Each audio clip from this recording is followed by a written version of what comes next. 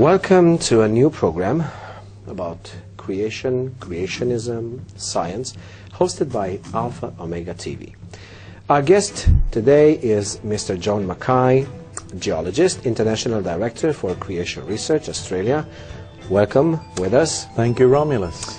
It's so good to see you again, and to know that there's still someone out there caring for these evidences about creation. Before getting into our subject today, I mean, thinking, do we need the Bible for creationism, or we just can deal with the facts of science? Could you help us out with that? Well, perhaps I can rephrase the question please slightly do so. in the way I'm more liable to be asked by someone who might be antagonistic. Because they often say, well, the Bible's a religious book and science deals with facts. And then they'll turn around and say, but is there any evidence that God exists, right? Yeah. To which you have to say, well, what sort of a God are you looking for, right? And they've never stopped to think about that question. And so I like to remind them that the Bible makes the claim that the nature and the power of God is seen everywhere. But of course, you need to know something about that God in order to know what you're looking at. I mean, if I told you there were green kangaroos in Australia, it would be no help if you didn't know what a kangaroo was, correct? Exactly. So you need to know something about a kangaroo's got a tail at this end, a head at that end, and big jumping legs, and looks like an oversized hairy rat, etc., etc. Okay, now, because you phrased your question your way, and I'm going to answer it a slightly different way, please would you read a Bible verse for us? It's Romans chapter 1 and verse 20, because it's played a very influential role in the whole history of science, and even why we can see television today. So Romans 1:20. Now he made me curious. For the invisible things of him from the creation of the world are clearly seen, being understood by the things that are made, even his eternal power and Godhead, so that they are without excuse. Now, Romulus, Yes, be sir. honest, when was the last time you saw something invisible? Isn't it true that if you go around saying, oh, look, there's an invisible thing, there's another one. They have those motels with padded walls and bars on the windows. All personnel dressed in white. Yes, and they lock your hands across, that's right. But the Bible is an interesting book because it does make that very profound claim that the invisible nature and the power head of God can be seen. And in fact, it can be understood, and nobody's got any excuse.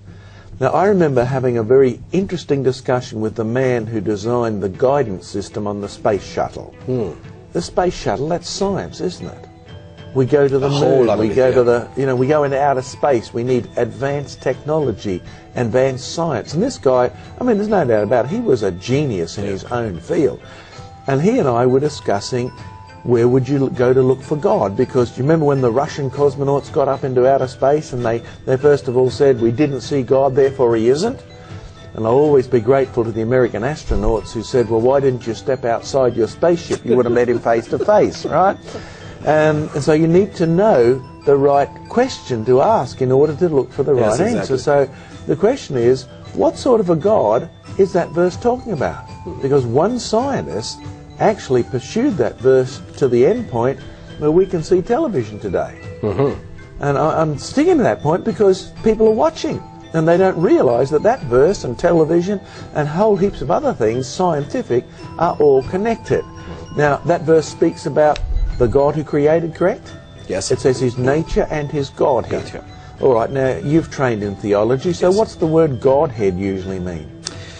His attributes, his character, his everything pertaining to God. What he's like. Yes, exactly. Okay, now the old theologians, in reading through their Bibles, came up with a word. This word is not in the Bible, but it's a very useful description. They invented the word Trinity as an attribute of this God who created. Okay, Mr. Theologian, tell us a bit about it. We rather use the term triune God, just to make clear we're not speaking about three gods, as some are accusing us, but we're speaking about the one God who revealed himself into three persons, co-equal, co-existent. Okay, and who are they in your Christian Bible? Yes, it's God the Father, God the Son, and God the Holy Spirit. So 3 persons in the same Godhead. In the same Godhead, yes. Okay, now that's a fairly neat summary of the doctrine of the triune God. Thank you okay, very good. much. Now we didn't prepare this beforehand. No, we did I'm didn't. catching you off. Well, that's good. You know your theology. Yes. Okay, but as you so to many scientists, because the point that is hidden from most people is that science actually is the outgrowth of a particular religious view of this world. Mm-hmm. You have to believe that there is law and order out there Yes. before you go looking for it. Exactly. I mean, Isaac Newton did not discover the law of gravity. The first man who fell down the steps discovered the law of gravity, In right? a painful manner. In a very painful manner. But what Isaac Newton did was this. God is a God of law and order. How do I know that? He wrote more on theology than he ever wrote on science. Yes, exactly. And he read in his Bible that our God is a God of law and order. And if God made the moon and God made the little green apples, then whatever makes the moon stay up must be related to what makes apples come down. Now, be honest, you'd never thought of that, would you? You see, that's what made Isaac Newton the genius. No, I didn't. And he began to figure out, there's an order here, there's a law. So it wasn't that he was going to look as if there was. He believed because God was a lawmaker, there'd be laws out there. And so he's famous for the little saying, all I am doing is thinking God's thoughts after him. Okay? Okay, now, back to our guy who's with the space shuttle. Okay. He and I had a good discussion about water.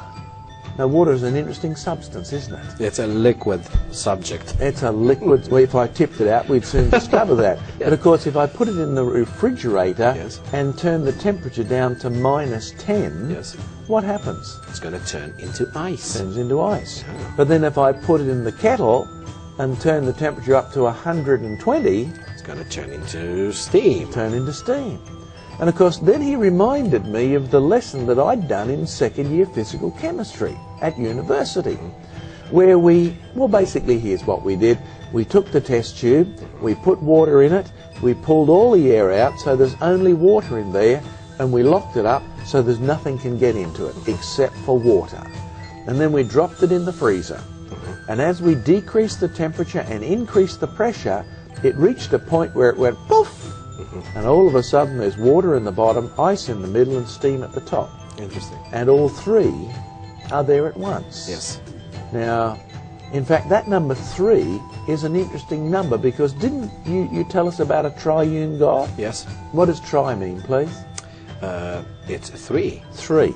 So if the Bible is true, Yes. and the God who created it is involved with the number 3, if his nature is seen in the creation, guess what number should crop up fairly often?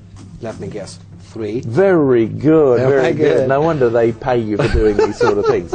Okay, so look, this guy who was, involved in advanced space geometry and mathematics said, look, one of the best evidences for God is the whole nature of the universe. We basically live in a 3-dimensional universe. Exactly. And in fact, if you take your, when you start at elementary school, they give you a little ruler, a little pencil, Yep. and you have to learn about length, and you have to learn about breadth, Yes. and you have to learn about height. Remember those lessons? Oh, yes, I do. And then Not too much, but I do. Then the teacher says, draw me 10 centimeters long. Okay. Funny thing is, you actually can't do that. Can't I? No, you can't. Because what you discover is you draw it and you hand it into the teacher, and the teacher says, very good work, young Romulus. And the only reason she can see it is because the pencil mark is that wide and that thick, as well as that long. Because it turns out you can't have any one dimension unless you have all 3. Now there's something that's worth thinking about. Oh, yes. You can't have a single dimension Yes, exactly. unless you have all 3 of them. By the way, what time is it? It's 20 minutes past 6. Okay, now look again. Is it still the same? Well, the second Are you telling me that it's hard for you to be honest about the time? You got me. That's right. You see, when you look at your watch, it keeps changing. Yeah. So our simplest way of perceiving time is that it exists as past, or present, or future. Or future. Yeah. And you can't have any one unless you have all them all. 3. So when you have a think about it, number 3s, once your eyes have been opened and your evolutionist glasses about nature just happening have been taken off, you'll begin to see 3s all over the place. In fact, we've got 3 basic dimensions. Time has got 3 components. Now, you've told me you're a musician, right? Oh, well, just you played guitars, and you remember playing chords? Yes.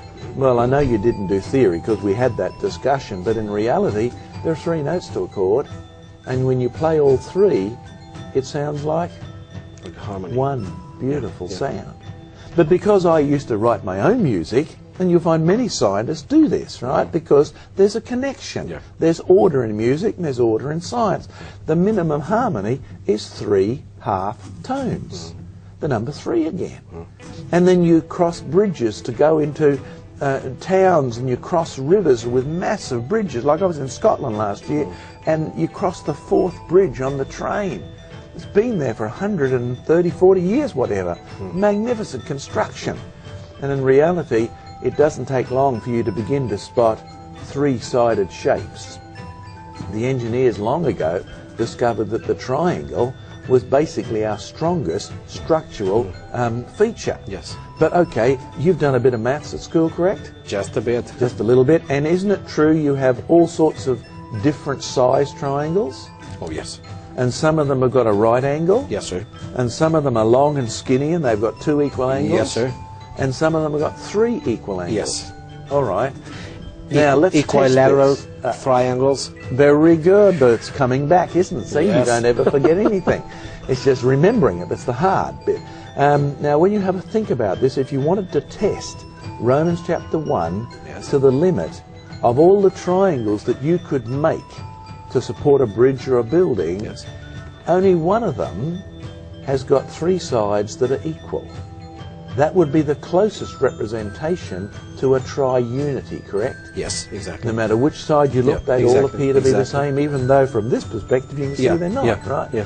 Question. Of all the triangles you can make up, which one's the strongest? Guess. The equilateral triangle. Yeah, the one in which Yes, all exactly. the sides are the Yes, same. exactly. So this number 3 is not just hocus pocus, No. it's actually really out there. How many primary colours are there? You know, the ones you mix together in paint. Do we red? have 10? Yeah, what do we have? Well, about 3. 3 Yeah. exactly, right? When you're using paint, you have red and yellow and blue, correct, right? Yeah. And you know that if you mix yellow and blue, you get green, and red and blue, you get some yucky purple, and you can go ahead and try and make all sorts of mixes. Well, there's one very famous scientist who knew all of this, and his name was James Clerk Maxwell. Now, for those listeners who've never heard of him, you're watching television and understanding all of our, communications to the satellite landers on Mars because of James Clerk Maxwell's theorems on electromagnetic radiation. Our concepts of what light is and all of that are related to this man. Now, James Clerk Maxwell, and sadly the textbook doesn't tell you anymore, James Clerk Maxwell was a Christian. And James Clerk Maxwell was trying to figure out what light was. You see, light's one of those things, it's travelling so fast, you can't catch it. It's going at, nearly 300,000 kilometres a second, 186,000 miles a second. That's 7 times around the world by the time you count 1. Now, that's so fast you get to go a lot of places you don't get to see much, right? It's really fast. Don't travel that way. But so you can't catch it. You can't chop it in half and look inside. You can't take a bucket full. So he was trying to figure out what light was. And he knew one thing. Right from the days of Isaac Newton, we've known you can split light up. And we've also known you can put it back together again. So you'll sometimes go to museums and you'll see experiments that these scientists have done, and it'll just go right over your head. You walk into a room, it's stark white. And there's, the museum wants you to come in. These are the touchy-feely type museums. Yeah. They say, walk through the room. And you look inside and there's nothing there. You say, why bother? Well, if you do get brave enough to walk through the room, all of a sudden you'll find your shadow appears on the walls.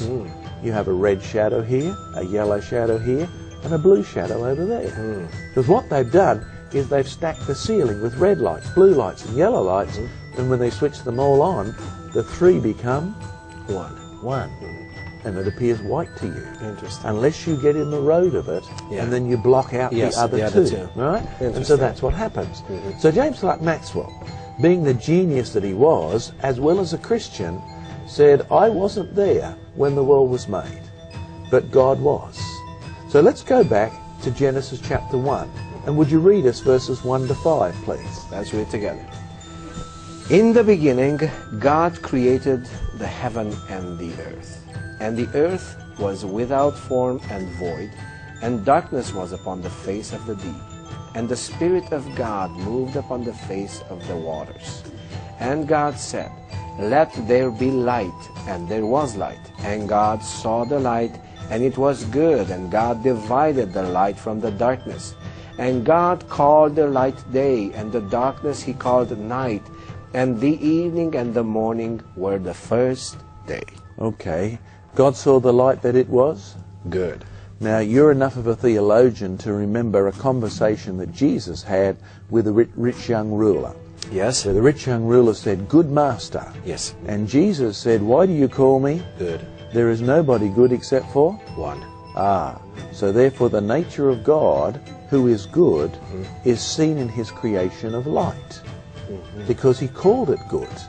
Okay, now did you notice that it said, God said, let there be light, and there was? Now, you and I are not very good at this sort of creating. I mean, one word from God and light appears, one word from us and the dog does what it wants, right? So we're not very good at this sort of speaking creation. But in reality, James Clerk Maxwell said, God doesn't lie. He created light. Therefore, his nature, the good aspect of God, as well as the Trinity of God, must be seen somewhere in the creation. He knew about the three states of matter, he knew about the triangles, he knew about the temperatures, he knew about the times, he knew about length, breadth and height, etc., etc. James Clerk Maxwell then by faith. Catch what I just said? By faith. By faith. He had a fact called light. Yes. He didn't quite know what it was, Yes. but he did know now where it came from by faith. Yeah. So by faith he sat down and wrote a description of how light behaved. Would you like to guess how many parts it's got in it? 3. 3. And when you're at high school and you do this to describe Maxwell's theorem of electromagnetic radiation. Yes. This is the electric field, the magnetic field, and the tertiary vector interaction. The one thing they don't tell you is that James Clerk Maxwell got it out of the Bible. Because they like to think, scientists just invent these things and discover these things all by themselves, and that's nonsense. They always start with some sort of faith, and if they start with the wrong faith, they won't be able to make right use of the facts. Major point, you see, James Clerk Maxwell's theorem has proved to be one of the most successful theorems we've ever had. In the century or so since he made it up, guess how many times we've had to change it? Let me guess. Never. That's right. It works. Now don't be surprised. It's based on the right faith in the right creator who was there, who actually put his nature in the creation.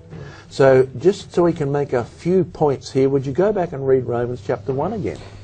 Because I don't think there's anybody out there who hasn't understood what we've been talking about, and it's easy to check because you can buy Maxwell's biographies. Romans 1. Romans 1 and verse 20. For the invisible things of him, from the creation of the world, are clearly seen, being understood by the things that are made, even his eternal power and Godhead, so they are without excuse.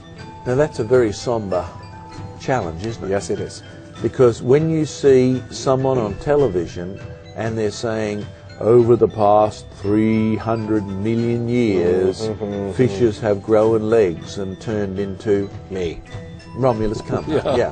Can you tell us a couple of things that verse is saying about them?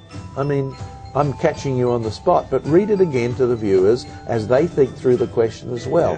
What is that verse saying about all the Discovery Channel documentaries, the National Geographic programs, the university biology professor who's an ardent atheistic evolutionist?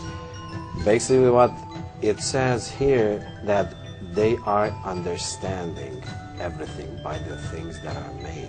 So they know. So they know. They know that what they're saying is right or wrong. Yes. They know that what they're saying is wrong.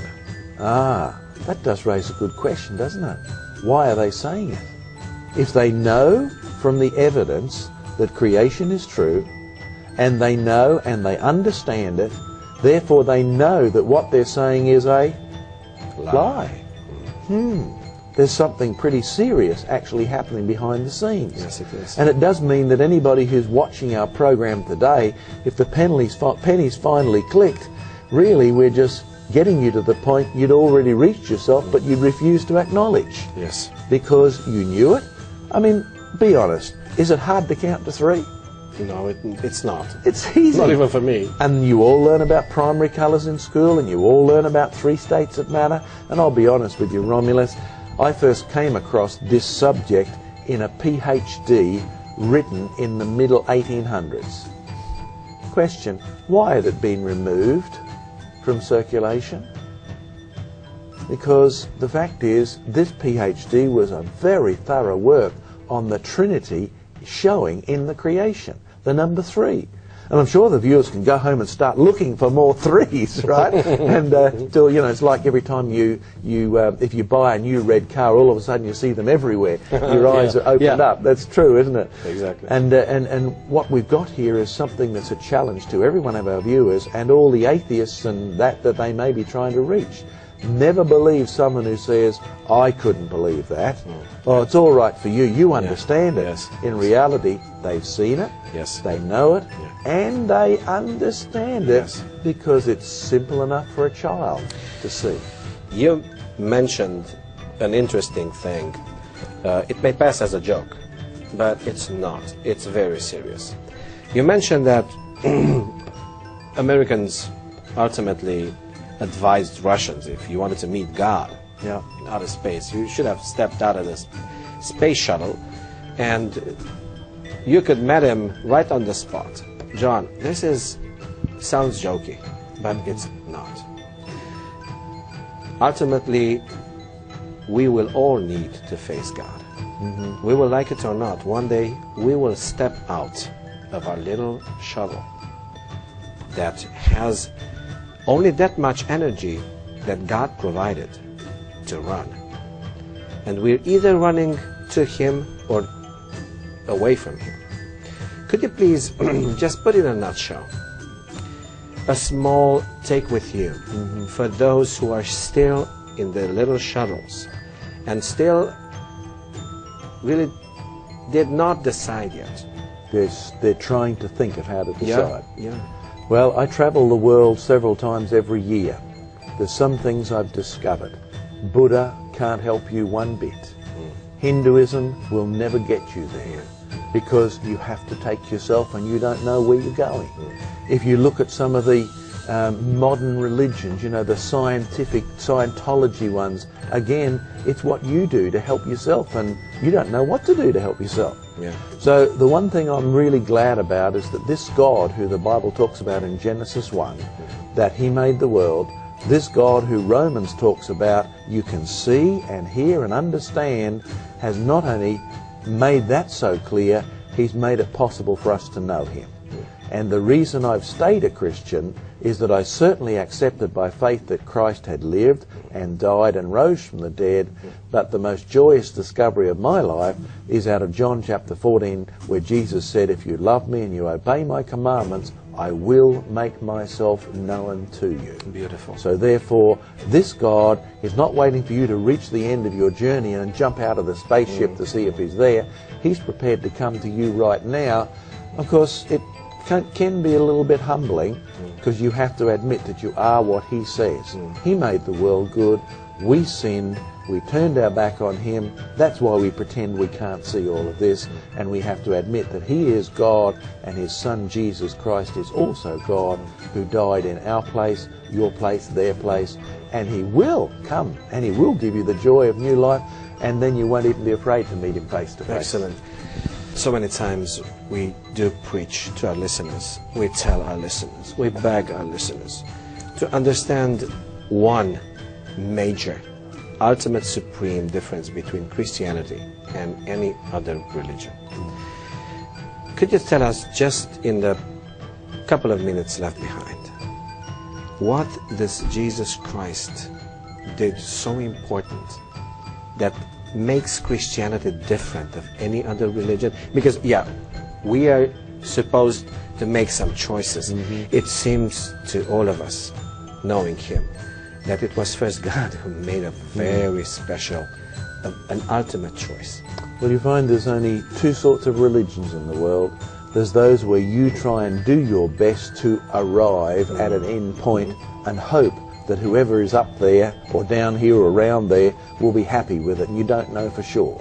Now, none of those are Christianity.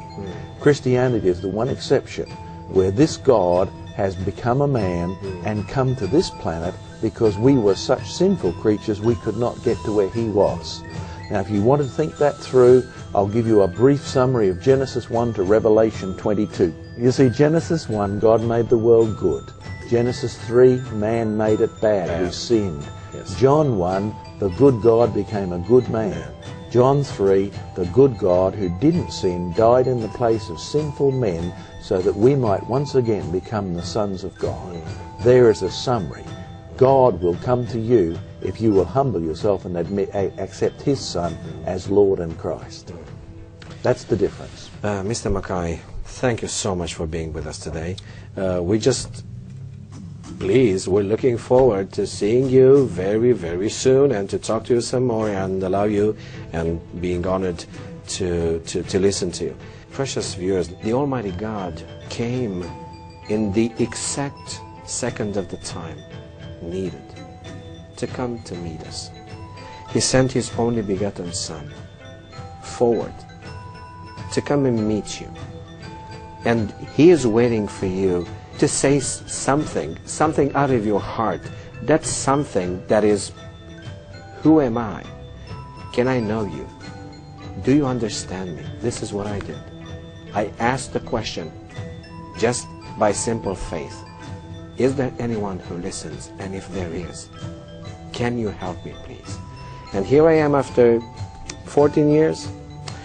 I became a Christian following Mr. John Mackay's ministry back in Hungary in 1991. Did I ever thank you for that? I think so. Thank you so much. Thank you so much. Have a very blessed time of thinking and remembering what we've been talking about. And would you please join us again in a new and exciting program together with Mr. Mackay, together with the team from Alpha Omega TV. We hope to see you soon again. God bless you.